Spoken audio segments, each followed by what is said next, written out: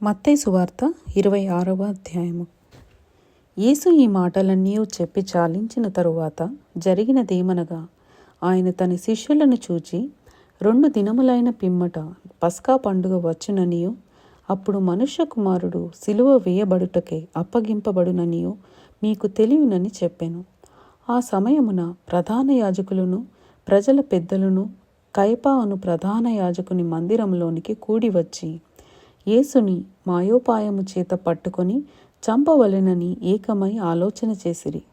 అయితే ప్రజలలో అల్లరి కలగకుండునట్లు పండుగలో వద్దని చెప్పుకొనిరి. యేసు బేతనియలో కుష్ఠిరోగి అయిన సీమోను ఇంట ఉన్నప్పుడు ఒక స్త్రీ మిక్కిలి విలువగల అత్తరు బుడ్డి తీసుకుని ఆయన యొద్దకు వచ్చి, ఆయన భోజనమునకు కూర్చుండగా దానిని ఆయన తల మీద పోసెను. శిష్యులు చూచి కోపపడి, ఈ నష్టం ఎందుకు? దీనిని గొప్ప వెలకు అమ్మి బీదలకియ్యవచ్చునే అనిరి. యేసు ఆ సంగతి తెలుసుకొని, ఈ స్త్రీ నా విషయమై ఒక మంచి కార్యము చేసెను. ఈమెను మీరేలా తొందర పెట్టుచున్నారు? బీదలు ఎల్లప్పుడూ మీతో కూడా ఉన్నారు, కానీ నేనెల్లప్పుడూ మీతో కూడా ఉండను.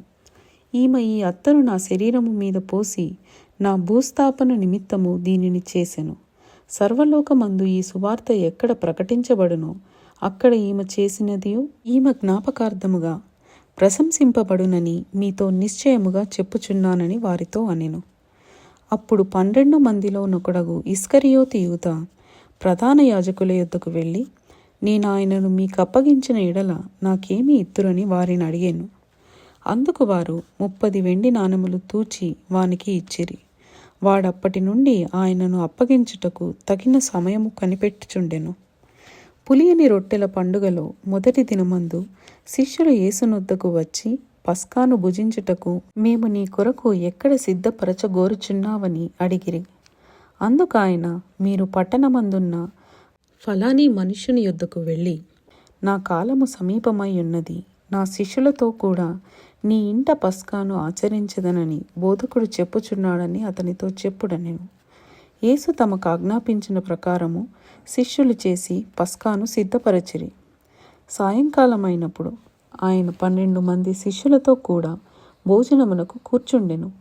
వారు భోజనము చేయుచుండగా ఆయన, మీలో ఒకడు నన్ను అప్పగించునని మీతో నిశ్చయముగా చెప్పుచున్నానెను. అందుకు వారు బహుదుఃఖపడి ప్రతివాడును, ప్రభువా నేనా అని ఆయనను అడుగగా, ఆయన, నాతో కూడా పాత్రలో చెయ్యి ముంచిన వాడెవడో వాడే నన్ను అప్పగించువాడు. మనుష్య కుమారుని గూర్చి వ్రాయబడిన ప్రకారము ఆయన పోవుచున్నాడు గాని ఎవని చేత మనుష్య కుమారుడు అప్పగింపబడుచున్నాడో ఆ మనుష్యునికి శ్రమ. ఆ మనుష్యుడు పుట్టి ఉండని ఎడల వానికి మేలని చెప్పెను. ఆయన అప్పగించిన యూదా, బోధకుడా నేనా అని అడుగగా ఆయన, నీవన్నట్టే అనెను. వారు భోజనము చేయుచుండగా యేసు ఒక రొట్టె పట్టుకొని దానిని ఆశీర్వదించి విరిచి తన శిష్యులకిచ్చి, మీరు తీసుకొని తినుడి, ఇది నా శరీరమని చెప్పెను. మరియు ఆయన గిన్నె పట్టుకొని కృతజ్ఞతాస్తుతులు చెల్లించి వారికిచ్చి, దీనిలోనిది మీరందరూ త్రాగుడి, ఇది నా రక్తము, అనగా పాపక్షమాపణ నిమిత్తము అనేకుల కొరకు చిందింపబడుచున్న నిబంధన రక్తము. నా తండ్రి రాజ్యములో మీతో కూడా నేను ఈ ద్రాక్షారసము క్రొత్తదిగా త్రాగు దినము వరకు ఇకను దాన్ని త్రాగనని మీతో చెప్పుచున్నానెను. అంతట వారు కీర్తన పాడి ఒలీవల కొండకు వెళ్ళిరి.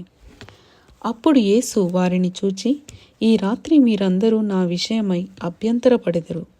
ఏలయనగా గొర్రెల కాపరిని కొట్టుదును, మందలోని గొర్రెలు చెదిరిపోవును అని వ్రాయబడి ఉన్నది కదా. నేను లేచిన తరువాత మీకంటే ముందుగా గలిలయకు వెళ్ళెదనెను. అందుకు పేతురు, నీ విషయమై అందరూ అభ్యంతరపడినను నేను ఎప్పుడునూ అభ్యంతరపడనని ఆయనతో చెప్పగా, యేసు అతని చూచి, ఈ రాత్రి కోడి కూయక మునుపే నీవు నన్ను ఎరుగనని ముమ్మారు చెప్పెదవని నీతో నిశ్చయముగా చెప్పుచున్నానెను. పేతురు ఆయనను చూచి, నేను నీతో కూడా చావవలసి వచ్చినను నిన్ను ఎరుగనని చెప్పనెను. అదే ప్రకారము శిష్యులందరూ అనిరి. అంతట యేసు వారితో కూడా గెత్సెమనే అనబడిన చోటికి వచ్చి, నేను అక్కడికి వెళ్ళి ప్రార్థన చేసి వచ్చు వరకు మీరిక్కడ కూర్చుండుడని శిష్యులతో చెప్పి పేతురును జెబెదయి ఇద్దరు కుమారులను వెంటబెట్టుకొని పోయి దుఃఖపడుటకును చింతాక్రాంతుడగుటకును మొదలుపెట్టెను. అప్పుడు యేసు, మరణమగునంతగా నా ప్రాణము బహుదుఃఖములో మునిగి ఉన్నది. మీరు ఇక్కడ నిలిచి నాతో కూడా మెలకువగా నుండుడని వారితో చెప్పి కొంత దూరము వెళ్ళి సాగిలపడి, నా తండ్రి, సాధ్యమైతే ఈ గిన్నె నా యొద్ద నుండి తొలగిపోనిమ్ము. అయినను నా ఇష్ట ప్రకారము కాదు, నీ చిత్త ప్రకారమే కానిమ్మని ప్రార్థించెను. ఆయన మరలా శిష్యుల యొద్దకు వచ్చి వారు నిద్రించుట చూచి, ఒక గడియ అయినను నాతో కూడా మేల్కొని ఉండలేరా?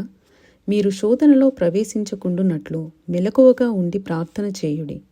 ఆత్మ సిద్ధమే కాని శరీరము బలహీనమని పేతురుతో చెప్పి మరలా రెండవ మారు వెళ్ళి, నా తండ్రి, నేను దీనిని త్రాగితేనే కాని ఇది నా యొద్ద నుండి తొలగిపోవుట సాధ్యము కాని ఎడల నీ చిత్తమే సిద్ధించుగాక అని ప్రార్థించి తిరిగి వచ్చి వారు మరలా నిద్రించుట చూచెను. ఏలయనగా వారి కన్నులు భారముగా ఉండెను. ఆయన వారిని మరలా విడిచి వెళ్ళి ఆ మాటలే చెప్పుచు మూడవ మారు ప్రార్థన చేసెను. అప్పుడు ఆయన తన శిష్యుల యొద్దకు వచ్చి, ఇక నిద్రపోయి అలసట తీర్చుకొనుడి. ఇదిగో ఆ గడియ వచ్చి ఉన్నది. మనుష్య కుమారుడు పాపుల చేతికి అప్పగింపబడుచున్నాడు. లెండి వెళ్ళుదము. ఇదిగో నన్ను అప్పగించువాడు సమీపించి ఉన్నాడని వారితో చెప్పెను. ఆయన ఇంకనూ మాటలాడుచుండగా 12 మందిలో ఒకడగు యూదా వచ్చెను. వానితో కూడా బహుజను సమూహము కత్తులు గుదియలు పట్టుకొని ప్రధాన యాజకుల యొద్ద నుండి ప్రజల పెద్దల యొద్ద నుండి వచ్చెను. ఆయనను అప్పగించువాడు, నేనెవరిని ముద్దు పెట్టుకొందునో ఆయనే యేసు. ఆయనను పట్టుకొనుడని వారికి గురుతు చెప్పి వెంటనే యేసునొద్దకు వచ్చి, బోధకుడా, నీకు శుభమని చెప్పి ఆయనను ముద్దు పెట్టుకొనెను. యేసు, చెలికాడ, నీవు చేయవచ్చినది చేయుమని అతనితో చెప్పగా వారు దగ్గరకు వచ్చి ఆయన మీద పడి ఆయనను పట్టుకొనిరి.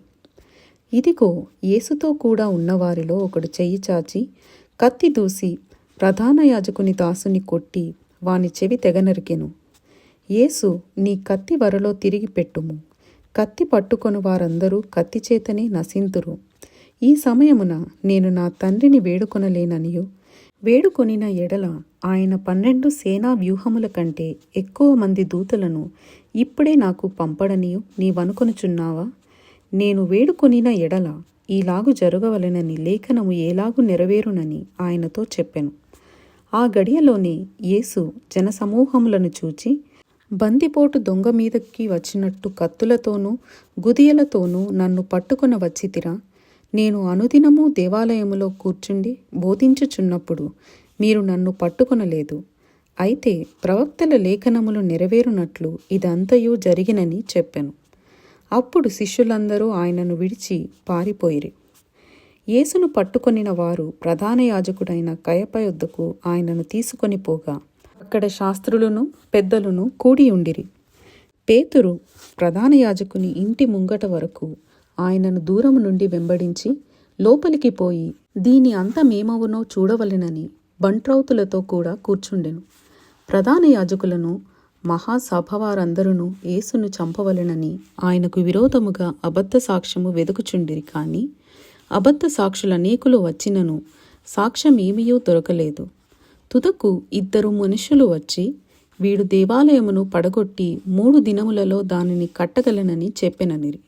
ప్రధాన యాజకుడు లేచి, నీవు ఉత్తరమేమియూ చెప్పవా? వారు నీ మీద పలుకుచున్న సాక్ష్యమేమని అడుగగా యేసు ఊరకుండెను.